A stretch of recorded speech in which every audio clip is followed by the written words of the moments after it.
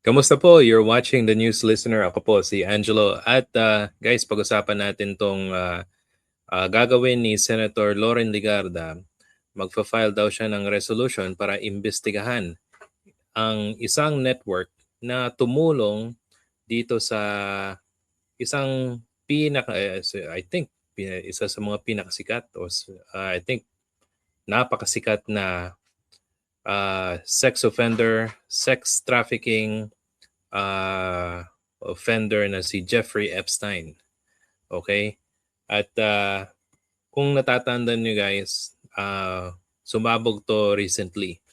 At na-mention yung pag-hire ni Jeffrey Epstein dito sa Pilipinas ng isang PR firm o isang company para linisin ang kanyang pangalan. Okay? At ililink natin yan guys sa nangyayaring trolling sa ating bansa. Okay, so panoorin natin to muna dito sa DZMM Teleradyo. Okay, so let's play natin galing kay Chang Ami. Paimbestigahan kung paano nakarating sa Pilipinas ang network yumaong convicted American pedophile na si Jeffrey Epstein. Narito po ang balitang kumpirmado, sigurado mula Senado Radyo Patrol, Robert Mano. Robert, magandang hapon. Chang, magandang hapon. Pinaiimbestigahan ni Senator Loren Ligarda sa Senado ang ulat na umabot na sa Pilipinas ang network ng yumaong American sex offender na si Jeffrey Epstein. Sa report, may public relations company rito sa bansa na kinuha si Epstein para burahin mula sa internet ang umano'y criminal activities dito at palitan ang umano'y involvement dito sa science at sports. Ayon kay Ligarda, maghahain siya ng resolution para siyasatin ng footprint ni Epstein dito sa Pilipinas, gayon din ang mga organisasyon, sindikato at PR companies dito na nakatrabaho ni Epstein at tumulong na linisin ang physical at digital image nito. Sabi ni Ligarda, dapat maripaso ang mga batas ng bansa laban sa trafficking. Ginawa namang babatas ang pahayag sa kanyang manifestation para naman suportahan ang sponsorship ni Senator Risa Ontiveros sa committee report hinggil sa panukalang pagpapalakas ng batas sa anti-online sexual abuse or exploitation of children and child sexual abuse or exploitation materials. Yan ang balitang kumpirmado, sigurado. Okay guys, yun ang galing sa DZMM. So ang Senado mag-iimbestiga kung paano, 'di ba? Paano nangyari na isang public relations company ay nakipagtulong dito o tinulungan itong si Jeffrey Epstein. And hindi lang to ordinaryong tao actually guys. Si Jeffrey Epstein, meron siyang mga, let's just say, circle of friends. At hindi lang to mga ordinaryong friends, mga high-ranking public officials doon sa bansa. Tapos, ang pinakasikat, yung presidente ng Amerika, which is si Donald Trump. Nasali pa yung founder ng Microsoft, sino nga yun? Nakalimutan ko yung pangalan niya. Pero nasa listahan daw o nasa file niya si Bill Clinton, etc. etc. Okay? So matinding dapat investigahan to kasi hindi lang to nangyari na merong isang PR firm o meron isang company na ang goal nila is to accept clients para mang-troll o pabanguhin ang kanilang pangalan. Okay? Now, guys, sino tong si Jeffrey Epstein? Okay? So, papakita ko muna sa inyo guys para meron tayong information about him. Okay? So, ito, share ko lang dito sa Google. So, si Jeffrey Epstein, American financier siya, convicted sex offender known for his association with high-profile individuals and his role in vast sex trafficking operation. Ang dami akong nakitang pictures, ang dami ng mga taong yung mga na biktima lumalabas para talagang makita gusto nilang ipakita na talagang nangyari ito. Okay? Pero anyway, if you guys want to search more about about sa kanya, Well, yes, you can do it online. Okay? So yan. Ang daming information dito. So hindi tayo magfo-focus sa kay Jeffrey Epstein. Okay? Ang magfo-focus tayo doon sa tinatawag nating trolling dito sa ating bansa. Kasi hindi lang ito ang kumaga ang nangyari, apektado din yung ating political space dito. At especially nung campaign period, long before 2016 election. Okay? So, ang ginawa ko, pumunta tayo dito sa AI pa rin at i-share kong tab sa inyo, guys. Yan. So, ang tinanong natin, paid troll farms in the Philippines. Ayon dito, paid troll farms in the Philippines have evolved from localized election tools into sophisticated, sometimes foreign-funded operations, often referred as digital marketing or public relation projects. Okay, PR relation, public relation projects. Okay? At ang ating bansa daw ay frequently cited as patient zero for global disinformation. So meaning, ito yung parang talagang number 1 ditong galing. Kasi imagine niyo yung isang PR firm tumulong kay Jeffrey Epstein para linisin ang kanyang pangalan. By the way, ito papakita ko sa inyo para naman, punta tayo sa Facebook. Okay, bago tayo pumunta, balikan natin mamaya yung paid troll farms. Okay? So sabi dito, years before his 2019 arrest, okay, Jeffrey Epstein tried to erase his criminal past online. O yan ang ginawa niya. So newly released files reveal how Philippine-based team worked to bury bad press. Kasi convicted na si Epstein long time ago. Okay, around let's just say 2008. Okay? Tapos meron pa siyang 2019 arrest, 'yon. Tapos move tayo dito. Email shows Epstein hired a team. Okay. Overwhelmed search results with positive or misleading content. Okay. So, meron siyang hinire na team ayon mismo sa kanyang file. Okay. The work has outsourced to a Philippine-based group to flood Google with positive, misleading, unrelated content so critical reports would sink into search result. Okay. Kumaga, fina-flood nila para hindi malaman yung ginawang katarantaduan o mga kaso kaso na convicted na talaga siya. Nilunod ng napakaraming informasyon. Our group in the Philippines is building links to our site, pseudo sites, and other Jeffrey Epstein of the world. Ayon sa Al Sekel, Ghislaine Maxwell's brother-in-law, in an email Epstein in October 2010. The cleanup helped Epstein stay connected to elite circles, even as he was already convicted sex offender. So, kahit sex offender na siya, may record na siya, pinabango yung kanyang pangalan. Okay? The case also shows how Philippine-based brand management work, that game's algorithm existed years before online political trolling and disinformation became election tool. Yan. Okay, so that means before pa, ginagamit na yung ganitong paraan para pabanguhin ang pangalan niya. Long before yung paggamit ng troll sa election. Okay? At speaking of election, okay? Punta tayo dito. So move forward tayo, guys. So recent development investigation na yung China, okay? China-funded operations.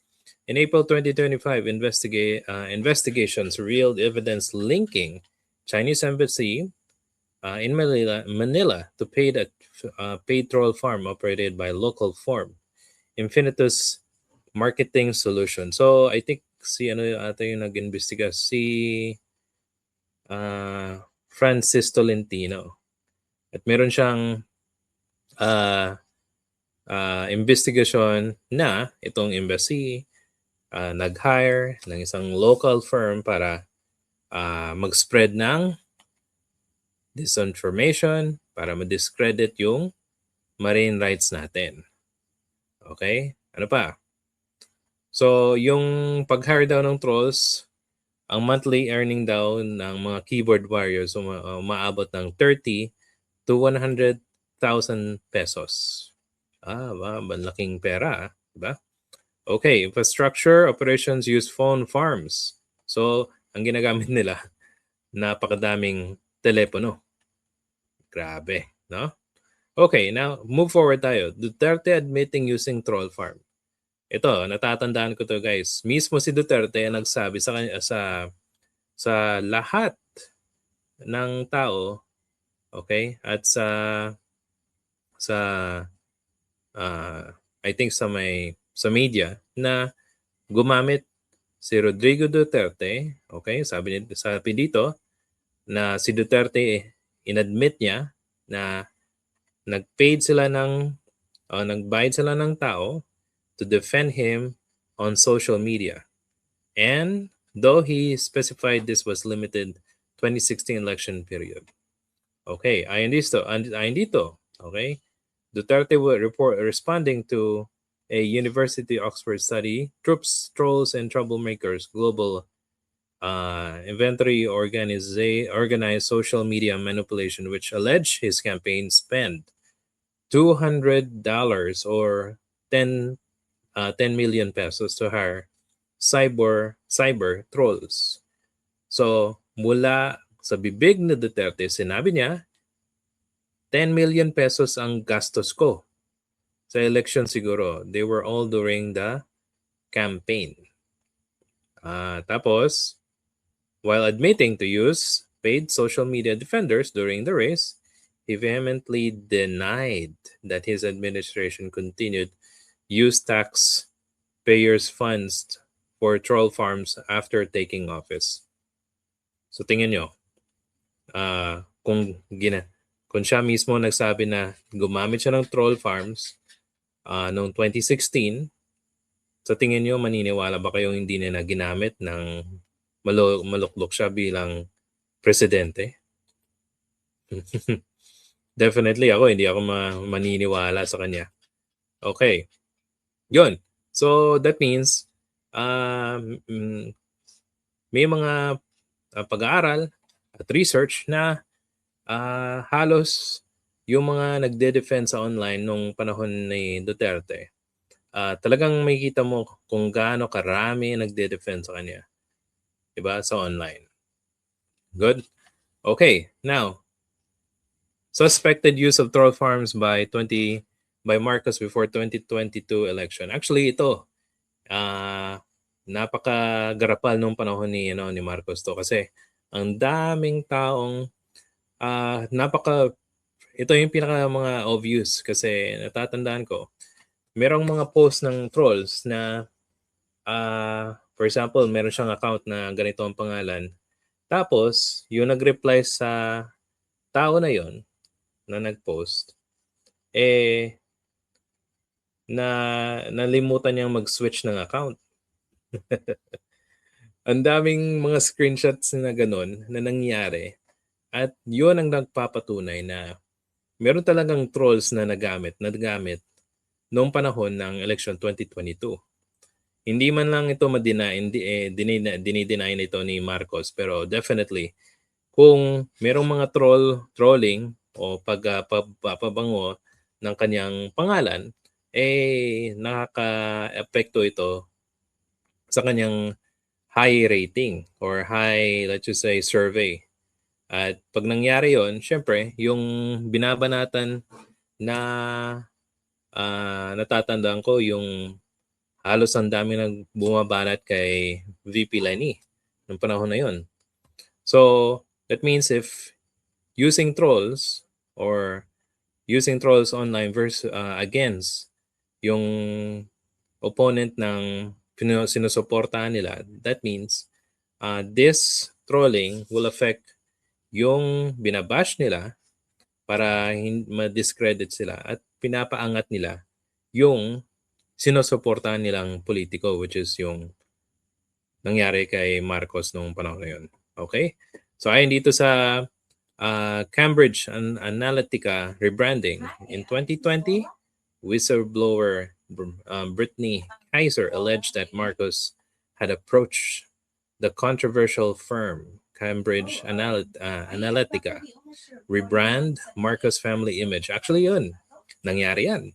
Pagre-rebrand ng kanilang pangalan kasi napakabanto talaga ng pangalan ng pamilyang Marcos. Sorry sa mga loyalista. At kung hindi po kayo naniniwala, you can search online. Ang daming mga nagpapatunay na may ginawa silang katarantaduhan nung panahon ng tatay nila. At ayon mismo sa check.ph, okay, nag-research sila at napag-alaman na merong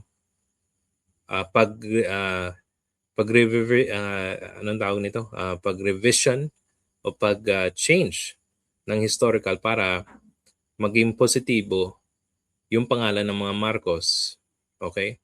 Na yung panahon ni Marcos Sr. ay golden age ng Pilipinas. Pero, yun, nabiktima ang mga halos 32 million na bumoto kay Marcos at kay Duterte dahil dito sa negative disinformation. Okay? Now, anyway, punta tayo sa pinakababa. So, tinanong ko sa AI, were there investigations saying that before the 2016 election, there was a smear campaign troll against Aquino administration or candidates? Actually, yes, meron po. Multiple independent investigation and academic studies have documented use, organized troll farms, or a coordinated smear campaign targeting Aquino administration and preferred candidates leading up to 2016 election. Natatandaan ko guys, ang pinaka-striking na nakita kong meme against Aquino administration tsaka yung kandidato nila na si Mar, merong isang picture nagpapakita ng isang CR na walang cubicle. Tapos, nandun yung, for example, katawan ng mga tao, pero yung itsura, si Mar, si Bam, sino pa? Si Kiko, nilalagay doon para sasabihin na ito ang ginawa namin dito sa banyo na to. Kumbaga, doon sa post pictures na yon na ginamit ng troll,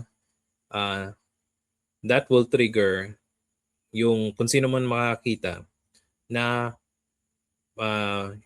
papahiyain yung mga kandidato at yung administration na Aquino administration. Okay? Natatandaan ko yan Ang daming post pictures kay Sir Frank Drilon, kay Leila de Lima. Basta yung mga Aquino administration. Kaya dapat talagang imbestigahan kung sino man yung mga troll farms or PR firms or mga company na gumagawa nito dito sa Pilipinas kasi talagang merong investigasyon na meron troll farms talaga. Ang kulang na lang is paano natin ito mahuhuli.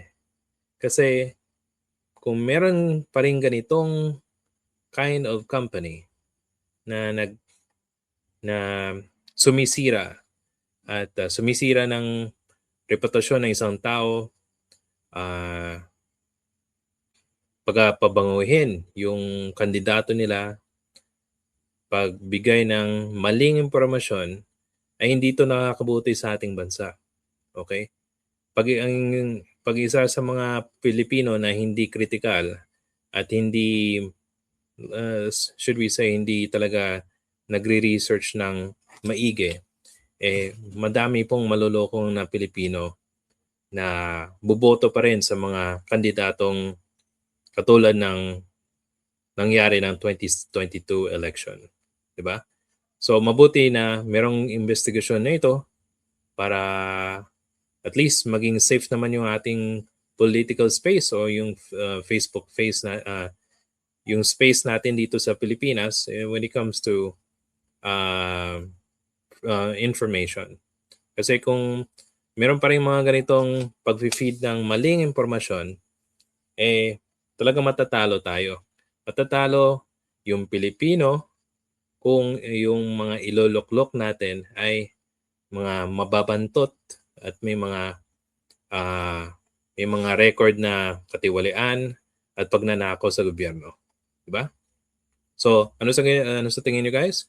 Kung meron po kayong komento, suggestion sa ating video, paki-comment po sa ating comment section. If nagustuhan po niyo ito, please hit the like and subscribe button. Salamat po and I'll see you sa susunod na video.